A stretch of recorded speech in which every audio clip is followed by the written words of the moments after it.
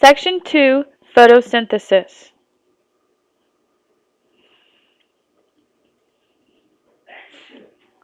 The photosynthesis equation.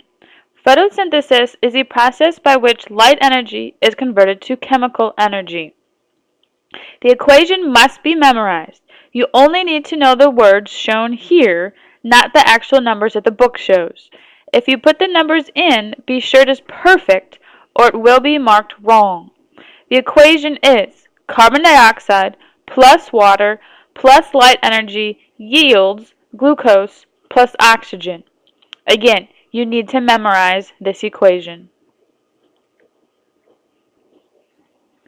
Chloroplast diagram. Photosynthesis occurs in the organelle structure called a chloroplast. However, as you can see, we dissected the chloroplast, and there are certain parts inside of it. There are three parts you must know: the thylakoid, the granum, and the stroma.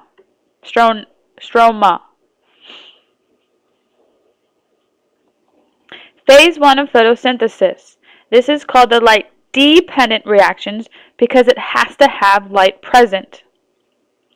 Light is absorbed and then converted to chemical energy, which we know as ATP, and something new called NADPH.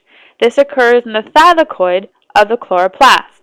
As you can see from the diagram, the light is hitting that stack of the thylakoids, or the granum in general, and it is absorbing it.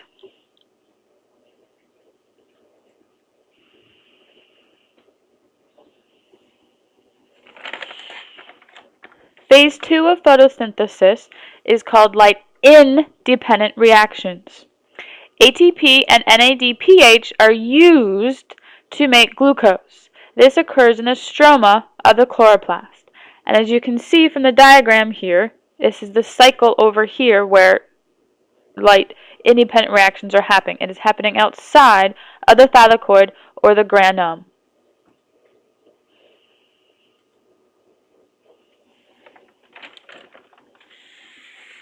Light. So what is it exactly?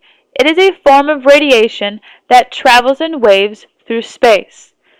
The waves we see is the visible light spectrum, or Roy G. Biv, meaning the rainbow: red, orange, yellow, green, blue, indigo, and violet. The naked human eye can only see the visible light spectrum, even though the sun produces all the other wavelengths. As you can see here, this is everything that the sun can produce: cosmic waves, gamma waves, X-rays, UV rays, far and near, infrared waves, far and near, microwaves, TV waves, and radio waves. However, the only thing we can see is that little itty box that's all white, which is our visible waves, the Roy G. Biv, or the rainbow. Since we see light as a visible spectrum, each color has a certain wavelength that is absorbed or reflected from our eyeballs. A pigment is what we actually see. A pigment of color is what is seen. A pigment, by definition, is a light-absorbing molecule. It absorbs the light from the sun. The primary pigment of photosynthesis is chlorophyll.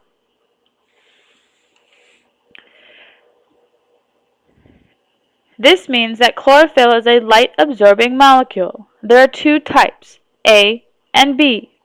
Blue, violet, and red are all absorbed by the pigment chlorophyll. However, green light is reflected. Thus, that is why the pigment chlorophyll is seen as green to the human eye, because it is reflected and all other colors are absorbed. That is why the leaves growing in the picture on the right are seen as green. The secondary pigment in photosynthesis is what we call a carotenoid. It will absorb some colors and reflect others also. It is seen as a red or orange or a yellow, mostly always orange. Since these colors are reflected and blue, green, violets are absorbed, that's why you see that carrot as orange, because blue, green, violets are absorbed, but that orange is what's reflected back. So whatever color of light is reflected is what is seen. Everything else is absorbed.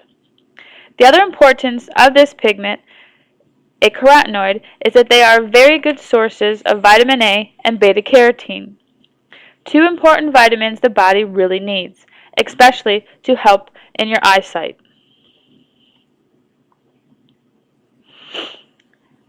All plants are not created equal, and they don't go through photosynthesis the same way.